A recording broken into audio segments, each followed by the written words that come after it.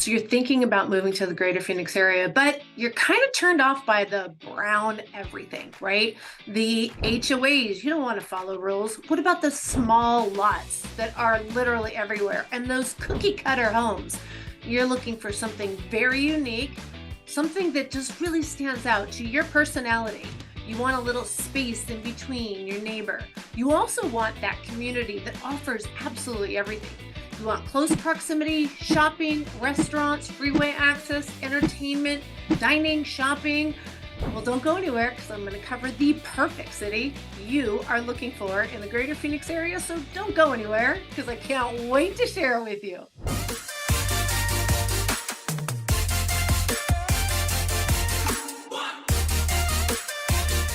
Hello, this is Sheryl Willis over at the Real Agent Now group right here in Phoenix, Arizona. And if this is the first time to our channel and you're thinking about moving to Phoenix, smash that subscribe button, click that little like bell, follow us, comment, questions below. Look, we want to be your go-to, but we can't answer your questions unless you reach out by giving us a call, shoot us a text, send us an email, days, nights, or weekends. We got your back and the answers to your questions when moving to Phoenix, Arizona. Let's get started right now.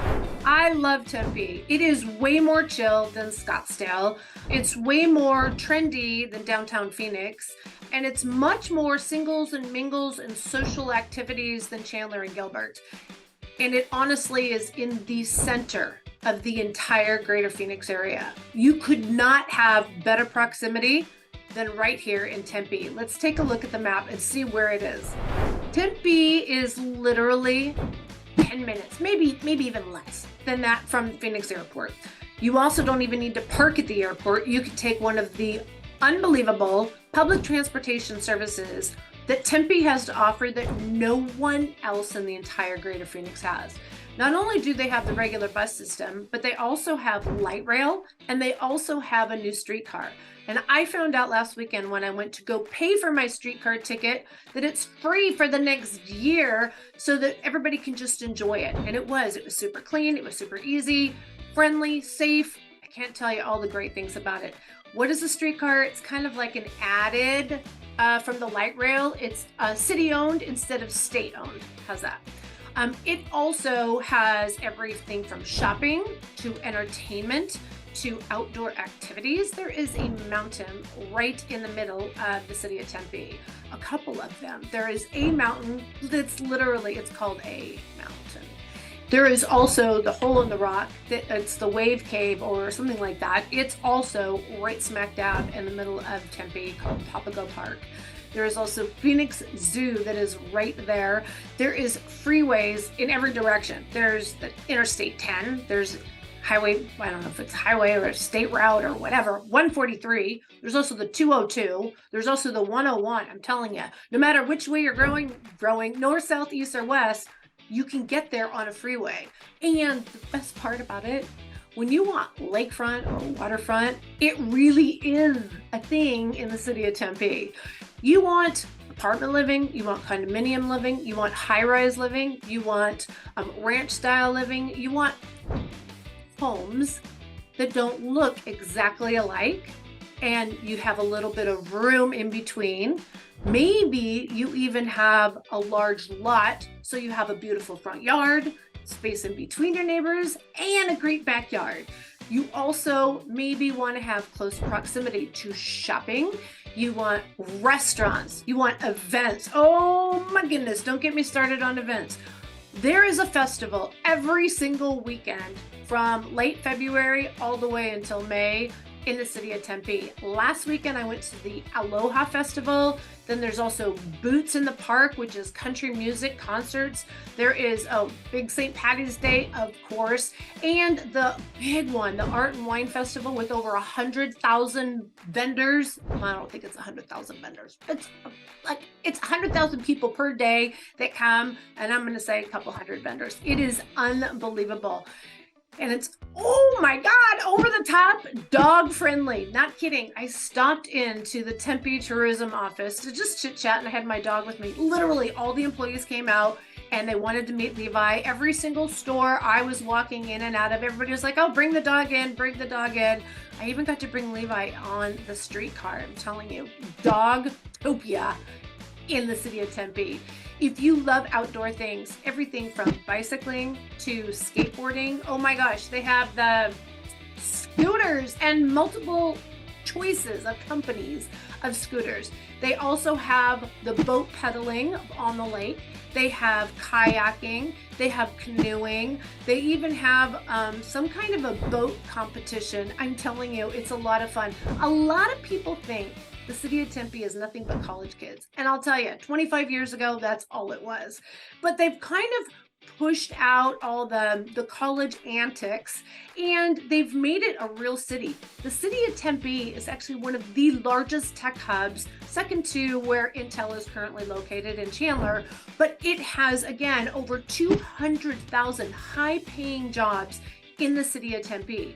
So when you're looking for, whether you be a company or somebody in the tech industry, especially startups, again, everything going on with a startup financing, the banks, right? In fact, SVB is expanding their operations out here in Tempe because they know, I think a lot of people realize in California, I shouldn't say people, companies in California realize maybe we don't need to be in California to operate here. It's just costing us a ton more money, and they're losing a whole lot of money. And if they're looking for good talent, Tempe specifically, but the greater Phoenix area is known for its talent locally. ASU puts out stellar students, and more than 80% of the students that graduate from ASU stay in the state of Arizona. So we have hundreds of thousands of jobs already in the city of Tempe, high-paying jobs, by the way. The median average of the jobs that are coming in here, SVP, I want to say Open Door was another one, and cybersecurity, I can't remember the name of the company. They are opening up another location out here, and there will be thousands of more high-paying jobs with an average of $150,000 in the city of Tempe. Now, if you are a single income household at $150,000, you can still, in the greater Phoenix area, afford to buy a home. So if you're coming from somewhere like Seattle tech area, the San Jose tech area, even at Los Angeles tech area, and you're choosing to come out to Tempe, not only is there a plethora of jobs out here, but they are paying well enough that you can buy your first home. In those other areas I just mentioned, you can't. So when you're also looking at buying a home here in the greater Phoenix area, we also have an overall lower cost of living.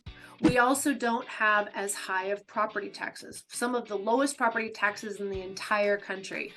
We don't have paid parking outside of the downtown area. We don't have toll bridges, but I'll tell you, in Tempe, there are a lot of paid parking lots, and it is super easy to use with today's technology. You literally snap a QR code, you snap your license plate, boom, you charge by the hour. And I don't know how this compares to other city, but I just paid for hourly parking in downtown Tempe, and it was $3.45 for the first hour, and then I think it was $2.50 for the next hour. So Levi and I were just walking around checking out the perfect weather in March, and it would let me know if I had, hey, you have 10 minutes left. Do you want to extend your time, or are you going to be returning? I mean, it was so cool.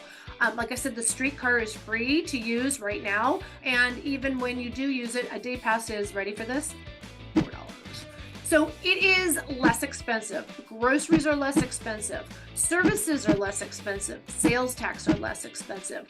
So not only are you looking at lower housing costs, and if you have a dual income, in fact, a lot of young millennials are coming together with their besties or boyfriend, girlfriends, and they actually do what they call tenant in common when they purchase a home. And so with that combined income of almost $300,000, just think of the home that you can buy. Again, the reason I love Tempe is because these homes have more space. There's so much green in the city of Tempe. There is all kinds of different types of architecture.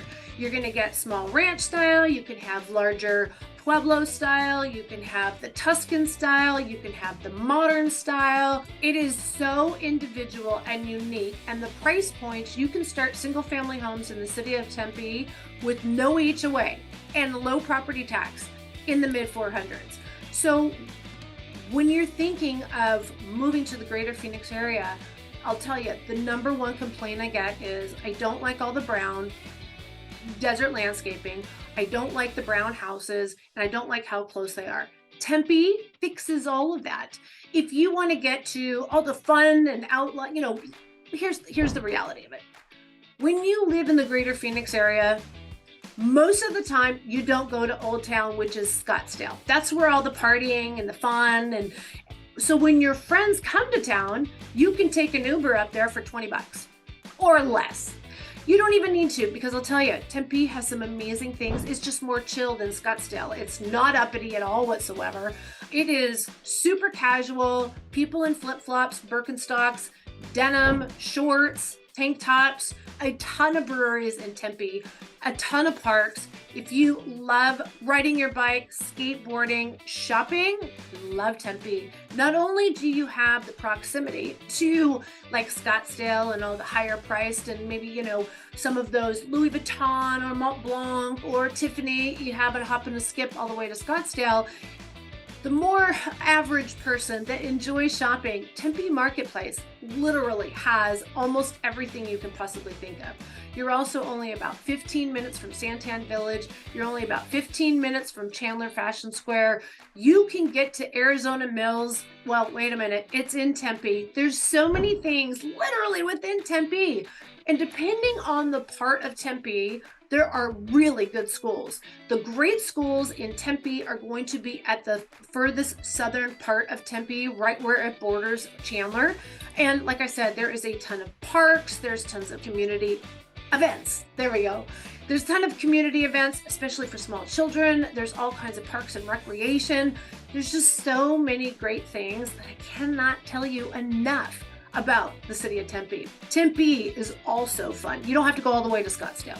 You have spring training right in the heart of downtown Tempe. There's beautiful resorts if you want to do a staycation and go stay at a nice luxury resort and even go on the, what are those windy river, kind of the floaty rivers. I don't know. I did it with my daughter last year. It was so much fun.